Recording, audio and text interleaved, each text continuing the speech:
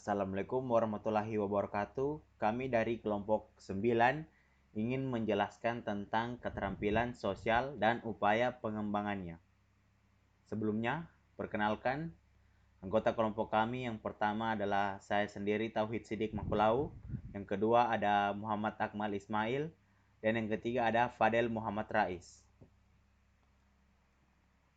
Pokok pembahasan kali ini, yang pertama ada pengertian keterampilan sosial, faktor-faktor penentu keterampilan sosial, dan cara mengembangkan keterampilan sosial.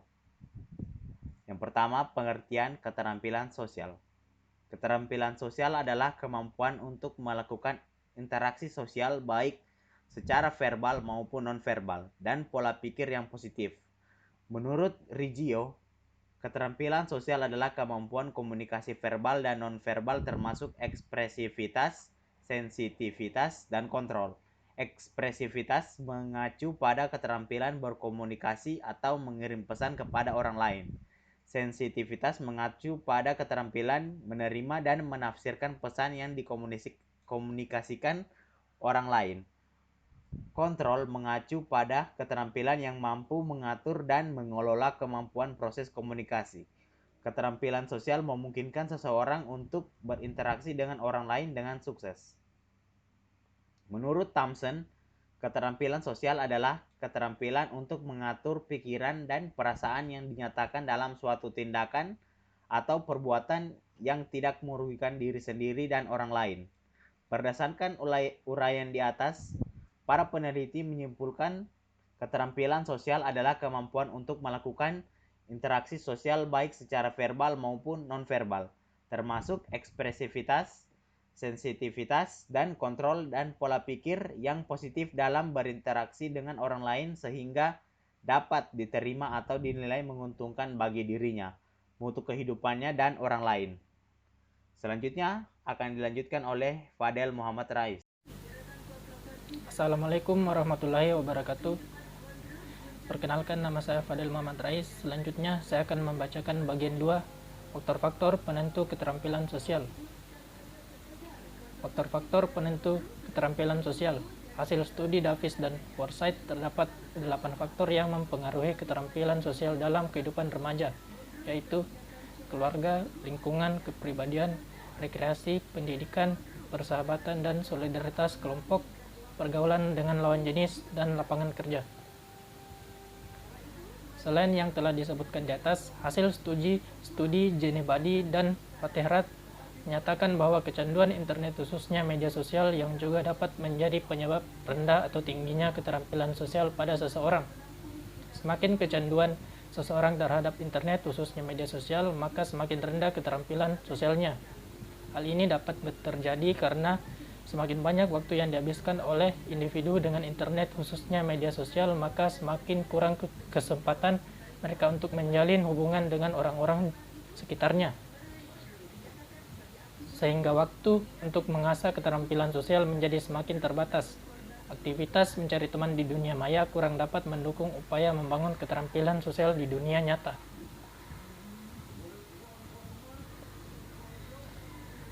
Hasil studi Karimzadeh juga mengungkapkan bahwa kecanduan internet berkolerasi dengan rendahnya keterampilan sosial, bahkan mengarah kepada perilaku antisosial, keangkuhan, kesepian, dan kecemasan sosial.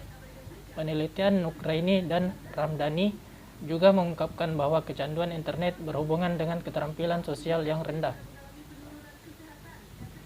Selanjutnya saya serahkan ke teman kelompok saya. 3. Cara mengembangkan keterampilan sosial. Cara mengembangkan keterampilan yaitu 1. Mulai dari hal kecil. Jika kita belum bisa pergi ke acara yang dihadiri banyak orang atau sulit berada di tengah kerumunan, maka mulailah dengan hal yang kecil terlebih dahulu. Misalnya dengan mengucapkan terima kasih ke pelayan restoran atau toko atau kasir toko. Yang kedua, mengajukan pertanyaan terbuka. Jika kita ingin memulai percakapan, maka sampaikan beberapa pertanyaan terbuka kepada lawan bicara. Mulailah mendorong orang lain untuk berbicara sehingga kita tidak perlu membuat obrolan-obrolan kosong. Yang ketiga, mendorong orang lain untuk berbicara. Sebagian orang sangat menikmati saat mereka berbicara tentang diri sendiri. Kita bisa mengajukan pertanyaan tentang karir, hobi, atau keluarga pada lawan bicara. Yang keempat, memuji orang lain dengan tulus. Pujian yang kita berikan merupakan salah satu cara terbaik untuk membuka pintu percakapan. Memberikan pujian menunjukkan kepada orang lain bahwa kita ramah dan membuka diri untuk menjadi lawan bicara yang baik. Yang kelima, membaca buku tentang keterampilan sosial. Ada banyak sekali buku yang bisa didapatkan untuk dipelajari agar meningkatkan keterampilan sosial. Hanya saja kita harus membagi buku yang dibaca dengan kemauan untuk melatih keterampilan tersebut secara berulang. Yang keenam, menerapkan tata krama yang baik. Sikap dan tata krama yang sopan akan sangat membantu dalam kehidupan sosial.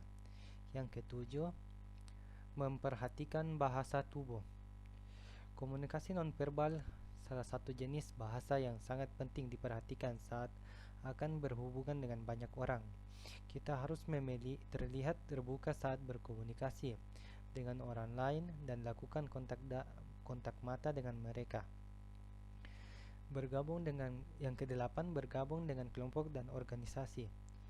Cara selanjutnya yang bisa kita terapkan adalah bergabung ke dalam kelompok untuk mengatasi perasaan malu, canggung, dan kecemasan sosial. Kelompok akan memungkinkan kita untuk meningkatkan keterampilan sosial dan membuat jaringan baru yang bermanfaat untuk diri sendiri. Yang kesembilan, update dengan peristiwa saat ini. Mengikuti perkembangan dunia dan membaca tren yang sedang berlangsung di masyarakat akan membuat kita memiliki bahan pembicaraan saat berkomunikasi dengan orang lain.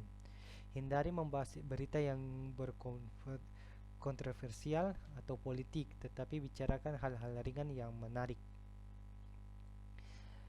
Kesimpulan, manusia selain sebagai makhluk individu yang bertanggung jawab terhadap dirinya sendiri, tetapi juga sekaligus sebagai makhluk sosial yang tidak bisa hidup sendiri dan tidak bisa terlepas dari makhluk sosial lainnya. Dan sebagai makhluk sosial, sebagai makhluk individu, setiap manusia berhak atas milik pribadinya sendiri dan bisa disesuaikan dengan lingkungan sekitar. Manusia sebagai makhluk hidup memiliki pemikiran tentang apa yang menurutnya baik dan sesuai dengan tindakan-tindakan yang akan diambil. Berbeda dengan manusia sebagai makhluk individu, manusia sebagai makhluk sosial artinya manusia membutuhkan orang lain dan lingkungan sosial sebagai sarana untuk bersosialisasi dan berinteraksi. Tulisan ini bertujuan untuk memaparkan pentingnya keterampilan sosial yang dimiliki oleh orang-orang yang dalam proses pendidikan dan pembelajaran, yaitu guru dan siswa. Itulah dari saya kembalikan kepada moderator. Terima kasih. Sekian presentasi dari kami. Terima kasih. Wassalamualaikum warahmatullahi wabarakatuh.